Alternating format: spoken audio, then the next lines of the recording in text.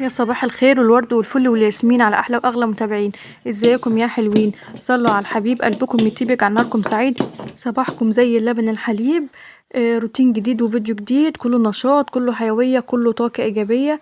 النهارده بقى قلت بقى ايه، هعمل لهم بقى الاكله اللي هم بيحبوها، علشان طبعا بيجوا بقى دلوقتي بيبقوا جعانين بقى جدا، وقلت لا لازم انفذ لهم الاكله اللي هم طلبوه. يلا قوموا كده شويه نشاط وشويه حركه، وتعالوا بقى شوفوا احنا هنعمل ايه النهارده. طبعا من بعد الحاجه ما غليت الاكل ديت مبقتش اعملها على طول. بس انا قلت بقى ايه، اما لقيت الفراخ البيضه كده رخيصه والكيلو ب65 جنيه، قلت لا لازم اجيب بقى فرختين كبار كده حلوين واخليهم. خدت الاربع صدور لوحدهم وهنفذ بيهم الاكله بتاعت النهارده. تعالوا بقى ايه، هعمل شاورما الفراخ، سندوتشات الشاورما، هعجن العيش بتاعها واقول لكم على التتبيله وكل تكاتها وكل حركاتها. بس كملوا معايا الفيديو للاخر. اول حاجه تعالوا شوفوا التتبيل. بصوا معايا هنا معلقه كبيره من الملح ومعلقه صغيره زنجبيل وقرفة وفلفل اسود، وكمان قرنفل مطحون وكزبرة ناشفة. ديت هي الخلطة التتبيلة البهارات المميزة بتاعة الشاورما. معايا كمان معلقة كبيرة من الملح، مش فاكرة بصراحة قلتلكوا على الملح لا. المهم يا حبايبي هنقلب بقى كل الكلام ده بقى زي ما انتوا شايفين. ومعايا معلقة من الزبادي، ومعايا معلقتين من الخل كبار، وكمان عصير نص ليمونة. اقلب بقى كل الكلام ده لحد ما تبقى بالشكل اللي انتوا شايفينه ده. هي مخرزه شويه لان حاطه لها لبن رايب بدل الزبادي. عايزه اقول لكم بقى شرايح الفراخ قطعتها رفيعه كده زي ما انتوا شايفين، علشان تشرب التتبيله احسن ما تقطعها اصابع تخينه. وبعد كده هحطها دلوقتي بقى في التتبيله. عايزه اقول لكم كمان ان انا مطلعه الفراخ ديت من بالليل وهتبلها الصبح. أنا طبعا بتبلها قبلها بيوم بقى، عشان كده افضل حاجه ان انت تتبلي الفراخ قبلها بيوم. انا بعد كده حطيت قطع الفراخ اهوت على التتبيله وقلبتها وسبتها في التلاجة لمده 10 ساعات لحد ما اجي اعملها. انا طبعا كنت مستعجله علشان خايفه النور يقطع وملحقش اوضب الاكل بتاعي واوضب الغدا بتاعي. التتبيله دي بتنقل الفراخ لحته تانية خالص، بتخليها ولا اجدع مطعم تجيبي منه سندوتشات شاورما. طبعا المحلات برا بتبقى غالية، ف كل حاجة نعملها في البيت. ما تكسليش وتروحي تشتري اكل جاهز وخلاص. الحاجة كده لما تعمليها في بيتك كده وتلمي ولادك حواليك وتعملي لهم اكلة حلوة، يا بالدنيا كلها. بعد كده بقى جبت اهوت كيلو من الدقيق وحطيت له معلقة صغيرة من الملح معلقتين كبار من السكر وشوية مية دافية، وهعجن كده لا خميرة ولا اي حاجة. هبدأ اعجن كده بشوية المية الدافيين دولت لحد ما العجينة تبقى ناعمة معايا. هعجن كده لمدة 7 8 دقايق لحد ما العجينة تبقى ناعمة معايا. طبعا العجينة ابتدت تنعم اهيت ومفيهاش خميرة ولا اي حاجة. بصوا يا حبايبي، اما هسيبها تستريح كده لمدة، اللهم صل على النبي، دوت كيلو من الدقيق، هتستريح لمدة ساعة. وبعد كده هبدأ اكورها. اهم حاجة ان انت تخدمي العجينة وتكورها كويس جدا كده زي ما انتوا كده شايفين. بعد كده هكورها كور صغيرة. الكيلو دي عمل معايا 16 رغيف من ده. انا علشان ما عنديش مقلة كبيرة من التيفال، فانا بعمل هبطط الرغيف على قد هفرده على قد المقلة اللي موجودة عندي. بصوا بقى هفرد كده رشة من الدقيق، وطبعا غسلة التتبيلة بتاعتي ديت ومظبطاها ومنشفاها كويس جدا. هبدأ بقى ايه، حاولي تخليها على شكل ايه، دايرة كده. بس انا عشان معايا بنت صغيرة بقيت بعمل بسرعة وانا مستعجلة. طبعا البنات الصغيرين او الاطفال بيبقوا خلي الواحد محتاس بصراحة. الغلبة ديت ما تهمش قصد الواحد يعمل اكلة كده حلوة، اكلة مطاعم كده يعملها في البيت وتبقى احلى كمان بتاع المطاعم، وتلمي ولادك كده حواليكي وتاكلي اكلة حلوة. بصوا بعد ما فردتها بتبقى رقيقة بالشكل اللي انتوا شايفينه ده اهيت. بصوا العجينة عاملة ازاي. هحطها بقى واخد واحدة تانية لحد ما اخلص الكمية كلها. هعمل 16 رغيف بالشكل اللي انتوا شايفينه ده. لازم بقى بصوا بقى لازم تدهنوا دهنة كده ترشوا كده رشة من الدقيق تحت العيش وعلى الوش لو لقيته بيلزق العجينة بتلزق معاكم. اهم حاجة العجينة تكون طرية. وعايزة اقول لكم الفرد بتاع العجين ده والعيش ما خدش مني حاجة. انا كان ممكن اشتري العيش ده جاهز، وطبعا انتوا عارفين بيتباع عند في اي مكان، خصوصا عارفين ان انا بلاقيه في السوق عند الناس اللي واقفه بتبيع كنافه وجلاش وسط الهند وحاجات الحلويات دي، بلاقي معاهم العيش ده. بس انا بفضل اعمل الشاورما من اولها لاخرها في البيت.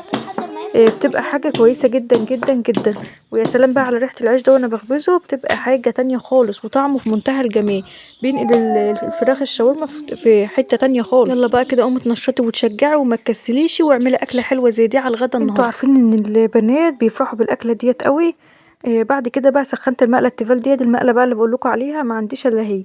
سخنتها كده كويس جدا جدا، بس عايزه اقول لكم الواحده لازم تمشي امورها باي حاجه موجوده عندها، لازم نتصرف. دهنتها كده بدهنه من الزيت، ومجهزه معايا منديل مطبخ كده وطبق فيه شويه زيت كده معلقتين، وهبدا عشان تبقى جاهز معايا ادهن على طول واحط الرغيف. حطيت اول رغيف اهوت لحد ما يدوبك كده اتشمع ولون العجين اتغير معايا، وهقلبه على الناحيه التانية لحد ما ياخد لون كده نص سوا برضو من الناحيه التانية. وجبت بقى معايا صينيه وحطيت عليها ورق من بصراحه حطيت عليها ورق كتب بتاع العيال كده، الكتب القديمه اللي هم مش عايزينها ديت. هطلع بقى عليها العيش ده. هكرر بقى كل العمليه ديت بنفس الطريقه لحد ما اخلص ال16 رغيف بتوعنا. بصوا بقى يا حبايبي كده العيش اهوت، بعد ما خلصته بقى كله فاضل 3 4 كده هبقى اخبزهم دلوقتي. وبعد كده بقى مسحت المقله بتاعتي كويس جدا كده من خبيز العيش، وحطيت لها كده هبدا احط لها معلقتين من الزيت. معايا هو تتبيله معايا الفراخ اهيت، بعد ما قعدت 10 ساعات في التتبيله نزلت بقى على كده في قلب المقله. حطي كده شويه جنب شويه، ما تحطهاش كلها فوق بعضها. لو لقيتي كميه كبيره اقسميها كمان في مقله تانية عندك، علشان طبعا تبدا تحمر معاكي وما تنزلش ميتها وما تحمرش وتاخد اللون.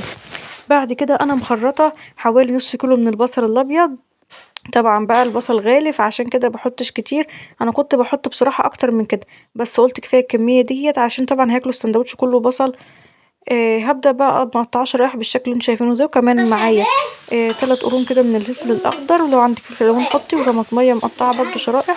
هقلب بقى كل الكلام ده مع بعضه لحد بس ما البصل والفلفل والطماطم يتبالوا معايا. وطبعا والله العظيم عايزه اقول لكم ريحتها قلبه الدنيا كلها. اللي بيبقوا طالعين كده على السلم قبل ما يخشوا الشقه بيبقوا عارفين ان موضبه غدا النهارده. بعد كده بقى حبايبي بعد ما انا عايزاها بقى بالشكل ده، هسيبها كمان دقيقتين كده وهوريها لكم دلوقتي. يا سلام بقى على على الشاورما النهارده شكلها اهوت بعد ما خلصت. وده خيار مخلل اللي كنت عاملاه في البيت، مقطعاه كده صوابع صغيره كده. وادي معايا الطحينه عاملاها برضو في البيت هنا. وحطيت لها ميه سخنه وكمون وفلفل اسمر وزيت وعصير ليمون وعجنتها. تعالوا بينا بقى ندهن بقى سندوتشات الشاورما. خلاص بقى انا مبقاش عندي صبر بقى امتى بقى اكل السندوتشات دي. دهنت بقى كده معايا الرغيف، اول رغيف اهوت اول سندوتش هعمله. دهنت كده معلقه كده من الطحينه، وجبت الشاورما بتاعتي كده هبدا احطها، حوالي كده معلقتين. طبعا الكيلو الفراخ هيعمل معايا 15 رغيف. طبعا انت لو عايزه تملي السندوتشات بتاعتك اكتر من كده حط. انا حطيت اهوت الخيار المخلل، وهلف السندوتش بقى على كده.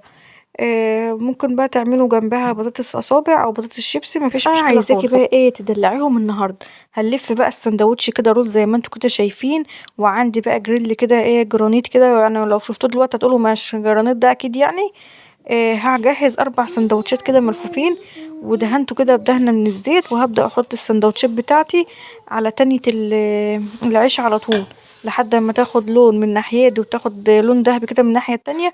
هشيلها من المقلة خالص. بصوا يا حبايبي انا مبحبش احمرها قوي، بتاخد بس اللون الدهبي يا دوبك الخفيف ده زي ما انتوا كده شايفين. لان لو احمرت قوي العيش بينشف. السندوتش بيبقى عيشه نشف، والبنات ما بيبقوش ساعات بيشيلوه يرموه ما بياكلوهوش كله. وده كان شكل السندوتشات بتاعتنا، حاجه روعه روعه روعه في منتهى الجمال. يا ريت تجربوها وتقولوا لي رايكم فيها في طعمها وشكلها. وعملت جنبها كده خرطت طماطم كده مكعبات كده وشويه كزبره كده خضره، وقلبت فيهم الطحينه اللي كانت فاضله. وممكن تسيبيها لوحدها والطماطم لوحدها. يا رب يكون الفيديو عجبكم. تعالوا اتغدوا معانا وبألف هنا وشفا عليكم. جربوا الطريقه دي ان شاء الله تعجبكم. يا ريت تكونوا استفدتوا مني باي نصيحه وباي معلومه وباي حاجه. حطوا لايك واشتراك في القناه، والسلام عليكم ورحمه الله.